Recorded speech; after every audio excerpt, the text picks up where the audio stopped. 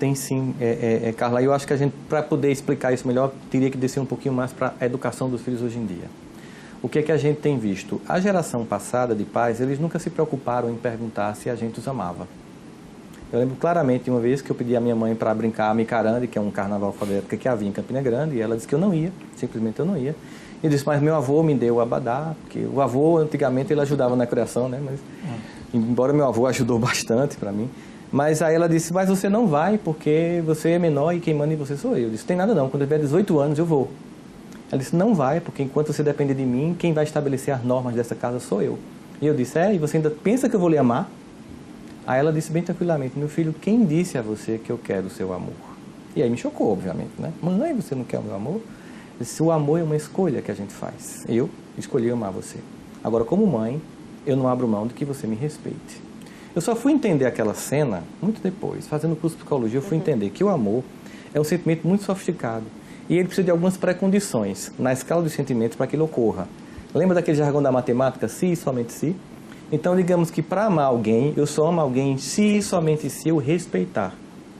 Os pais do passado não se preocupavam em serem amados, mas não abriam mão de serem respeitados. E com isso conseguiam o amor e o respeito. Infantilmente e de forma insegura, os pais de hoje querem ser amados por crianças e adolescentes, que nenhuma sofisticação ainda tem para um sentimento tão nobre.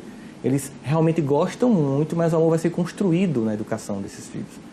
Eles tentam ser amados, mas não se fazem respeitar. E ao final não conseguem nem o amor, nem o respeito. Como eles não criam filhos, eu não estou falando de todos, mas muitos, não criam crianças que suportam não, frustração, eu não vou dar, eu não vou comprar. Eles criam pessoas com incapacidade de suportar que a vida nem sempre é favorável. Mas será que alguns até não tentam ser diferentes? Até porque eles têm uma base diferente disso. Mas não conseguem, por conta do mundo atual, desse mundo que a gente vive, dessa relação com esse mundo de consumo que a gente vive. Anchieta, eu sei que existe essa pressão lá fora, mas se a gente não decidir que vou pautar a minha família por um valor que eu acredito, a gente termina sendo dominado por esse coletivo. E aí a gente tira um discurso que é impossível reagir a isso. E não, é possível reagir. É óbvio que eu não posso educar o meu filho hoje como eu fui educado. Acontece que nós tínhamos um modelo de família que começou a ser questionado, que a gente chamaria de tese, família tese. Se criou uma antitese, uma antítese, seria um movimento dialético. Essa família tinha alguns valores que não eram legais, por exemplo, uma hierarquia muito fechada, pouco diálogo entre os filhos, o pai mal conversava com os filhos, a mulher não tinha espaço. Então se começou a questionar essa família, porque de fato ela tinha defeitos, mas ela tinha virtudes. Só que no pêndulo histórico, toda vez que eu questiono o modelo anterior para criar o novo, eu tenho uma tendência de jogar fora o que era ruim, mas também jogar fora o que era bom. Não aproveita as virtudes. Como a gente sempre diz brincando no comparação, é que como se desse um banho no menino, uma banheira, e depois fosse jogar água suja fora e levasse o menino junto, jogasse fora o menino. Então, aquela família hierarquizada eu abri mão. Aí eu vim para uma família que era repressiva, mas eu criei uma família permissiva. E hoje, a gente também está vendo que esse modelo não está lá, essas coisas. Houve ganho? Houve. Há uma democracia nas relações, a mulher tem mais espaço de poder no lar, os filhos têm diálogo com os pais, mas se perdeu o respeito.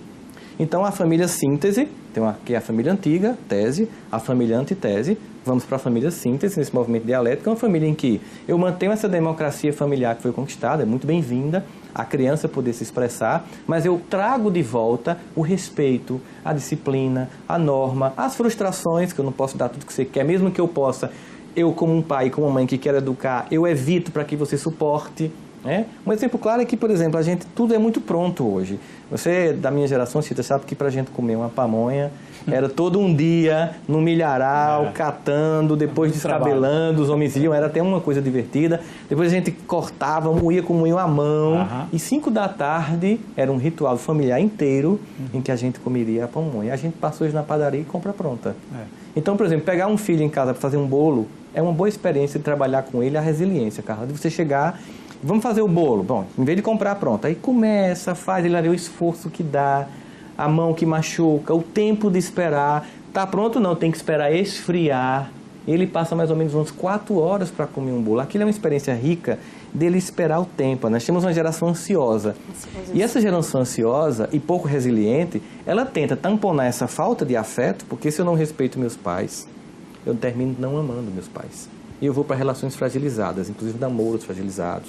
E aí você vê uma jovem acaba o namoro e se suicida. Veja que incompetência emocional, que filha que você criou com tanta incapacidade de suportar a frustração, que é a primeira vez que acaba uma coisa. Em vez de ouvir Pablo, né? E chorar, e depois reviver, né? A pessoa vai e se mata. Quer dizer, a gente simplesmente fazia isso, ouvia uma músicazinha, chorava, ficava triste, né? E continuava a vida. Agora as pessoas não podem ter um prejuízo que se destrói. As pessoas não se dão mais ao trabalho de roer um pouco, né? Exatamente, não se dão trabalho.